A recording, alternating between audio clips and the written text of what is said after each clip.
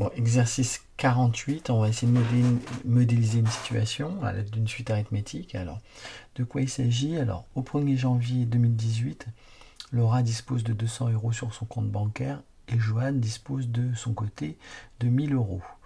Laura choisit d'effectuer un versement fixe de 20 € le premier de chaque mois, alors que Joanne, au contraire, décide de retirer 30 € et le premier de chaque mois, pardon. Aucun autre mouvement n'est effectué sur chacun des comptes. Donc pour tout entier naturel n, on note UN et VN, les montants disponibles sur les comptes bancaires respectifs de Laura et Joanne au bout de n mois. Ainsi, U0 vaut 200 et V0 vaut 1000.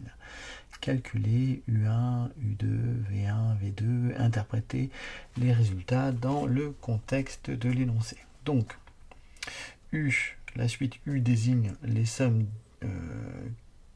de ce qu'on va voir apparaître sur le compte bancaire de Laura et V sur le compte bancaire de Joanne. Alors, au départ, Laura a 200 €, donc U0 vaut 200.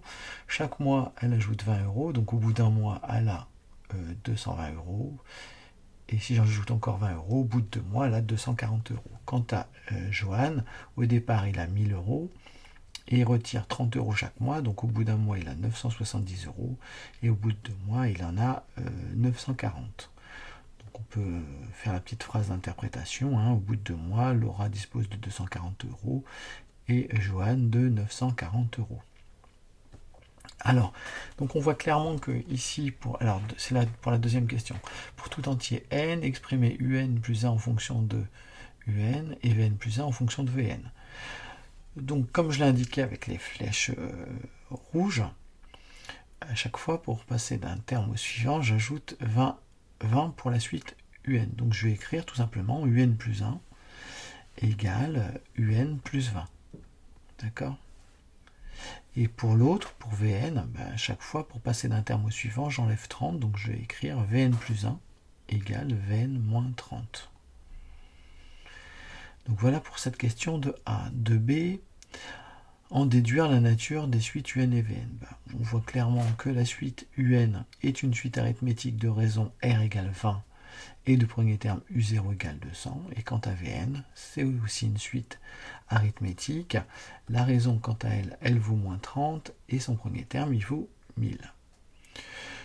Sachant ça, on va pouvoir exprimer UN en fonction de n et la même chose pour Vn parce que ce sont des suites arithmétiques et dans le cours, on dispose de formules. Alors pour la suite, UN, pour tout entier n, on sait que UN, comme la numérotation commence à partir de 0, c'est U0 plus n fois la raison. On a dit que U0 c'était 200, la raison c'était 20, donc ça fait 200 plus n fois 20.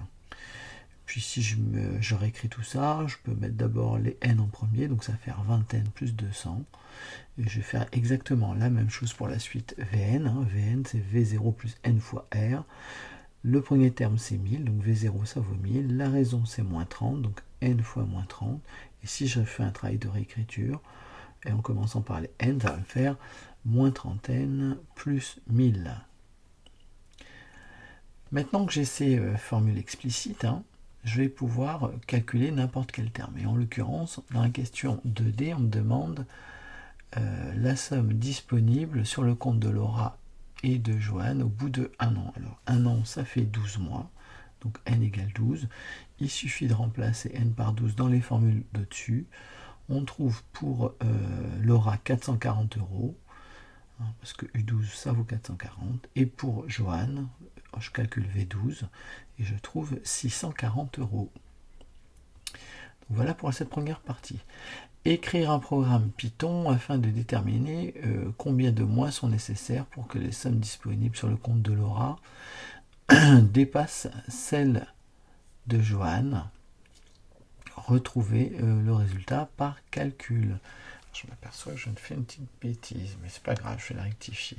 Alors, au départ, donc ici j'ai fait un programme Python. Au départ, n vaut 0, u ça vaut 200, ça c'est ce dont dispose Laura, v ça vaut 1000, c'est ce dont dispose Joanne. J'affiche n, u et v, donc ça va m'afficher 0, 200 et 1000. Et après, on va faire une boucle. Alors la boucle, je vais faire tant que U est plus petit que V. Donc tant que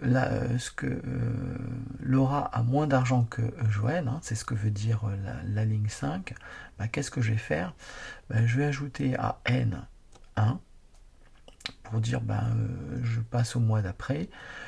Au mois d'après, qu'est-ce qui se passe? Bah, U égale U plus 20, c'est pour dire que ce dont dispose Laura augmente de 20 euros. Ligne 8, V égale V-30, c'est pour dire ce que dont dispose Joanne, ça diminue de 20 euros. Et puis, je vais afficher tout ça. Alors, vous allez voir, il y a une petite erreur, mais c'est pas grave, on va la corriger après. Parce qu'on ne répond pas tout à fait à la question. Donc, vous voyez, finalement, Joanne, il faut attendre 16 mois. Au bout de 16 mois, Joanne et Laura ont la même somme, c'est 520 euros. Mais c'est pas tout à fait la question. On veut que Laura dépasse celle de Joanne. Alors donc, je vais modifier un petit peu mon programme. Et ici, alors si j'y arrive, je ne vais pas mettre strictement inférieur, mais inférieur ou égal.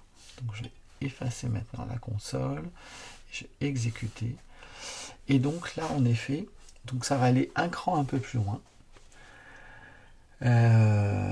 Et donc ça va permettre de dire bah, finalement c'est au bout du 17e mois hein, que Laura va avoir plus d'argent que Joanne. Elle aura 540 euros contre 490 euros pour Joanne. Donc vous voyez, on va modifier, donc il faut mettre inférieur ou égal. Et c'est là où je m'étais trompé. Donc je vais le rectifier. Donc mon programme, je l'ai écrit ici. Donc là, on modifie un petit peu. C'est inférieur ou égal. Sinon, bah, on s'arrête sur une égalité, ça va pas.